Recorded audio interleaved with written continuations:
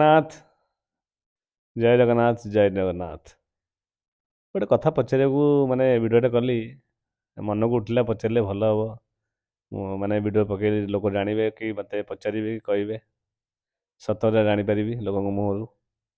ଆଚ୍ଛା ତ ପୁରୀ ଯେଉଁ ବର୍ତ୍ତମାନ ପୁରୀ ଆଉ ଆଗର ପୁରୁଣା ପୁରୀ କିଛି ତ ଫରକ ଅଛି।